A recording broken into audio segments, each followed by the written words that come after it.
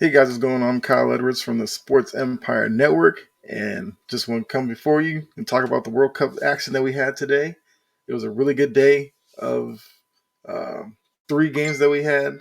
So go through them real quick, and hopefully you caught it because it was actually a really entertaining day. We had the U.S. play. I'll get into that game a little bit later. But the first game was Netherlands versus Senegal, and it was kind of a slow build type of game. It was a game that looked like it was going to end in a nil-nil draw, but Senegal kind of was playing back a little bit too much. Netherlands took some advantages. Mendy, the Senegalese goalkeeper, had a tough second half.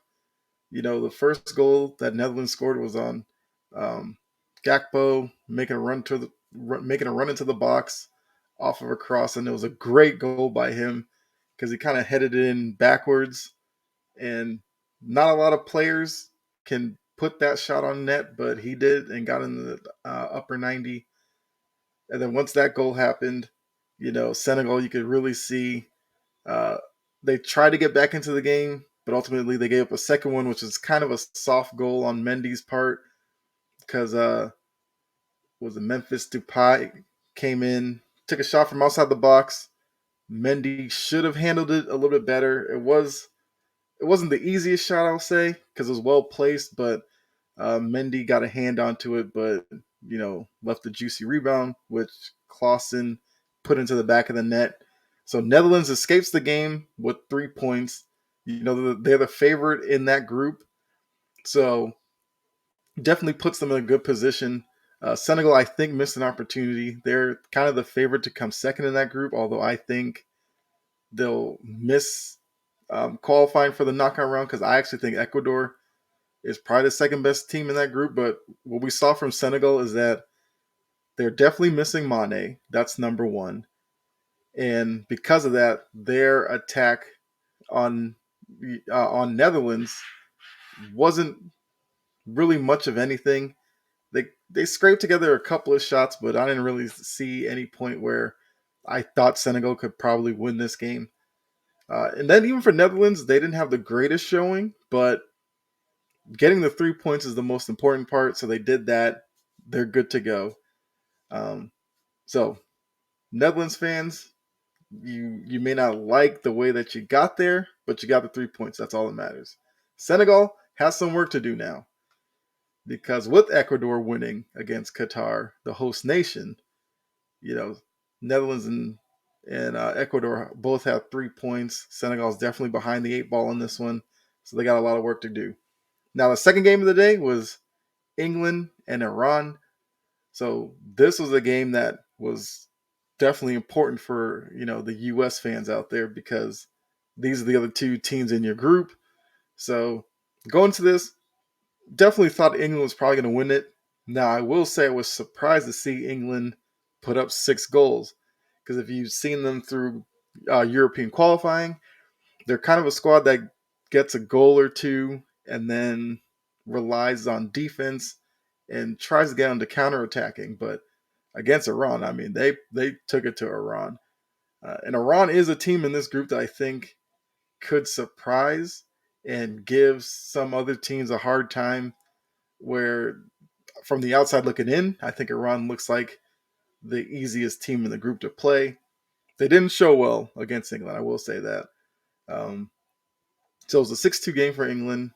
Um, it's definitely a talented English squad because I mean, just look at their goal scorers. You had Bellingham, who's a really good young, I believe he's a midfielder.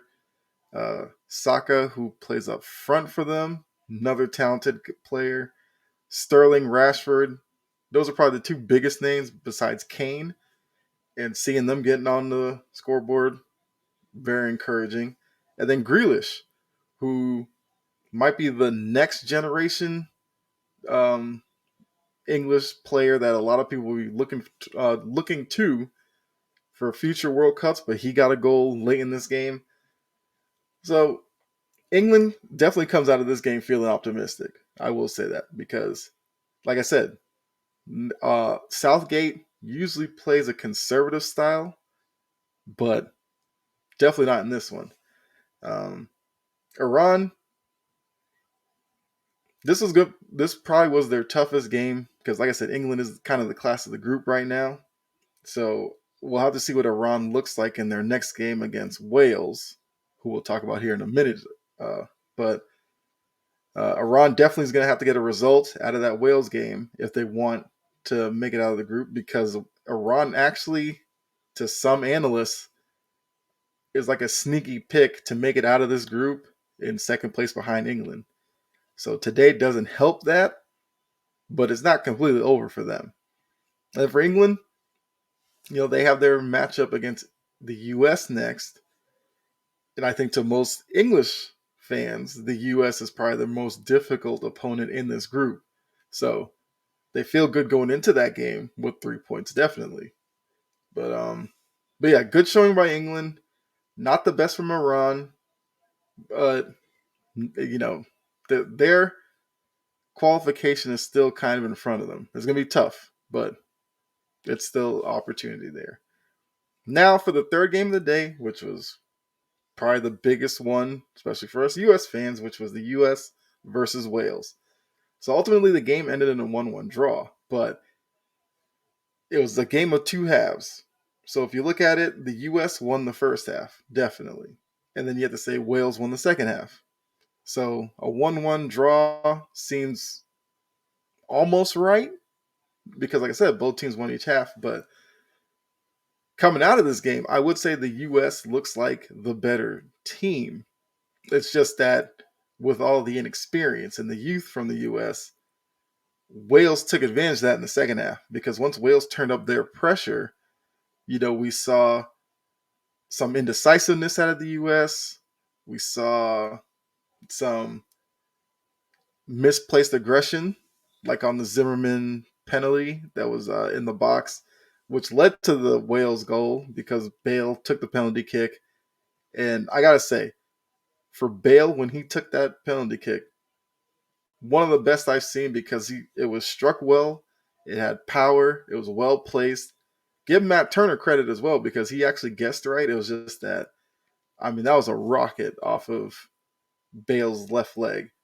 And Turner got a piece of it, but yeah, with that kind of power, unless you get your palm on the ball, you're not stopping that. So I can't fault Turner for that one. Zimmerman, yeah, when he looks back at this game, he's going to realize he shouldn't have made that attempt, especially with Bale having his back to the box. I mean, back to the net. So at that point, you kind of play your position, let Bale take the ball, and make sure you don't let him turn. You want Bale in that position to pass the ball when in front of him, but away from the goal. And then you can kind of regroup from there.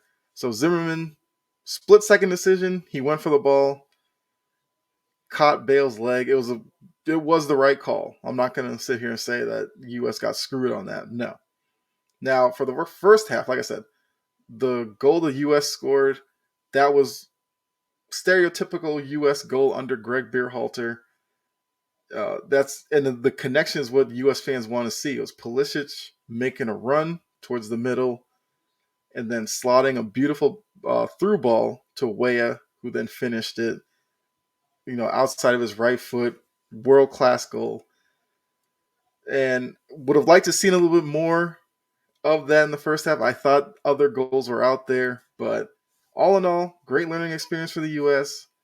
Um, Friday they play England, tough game, and that because of this Wales game and them getting the point instead of the 3 points, that just makes this game Friday against England that much more massive.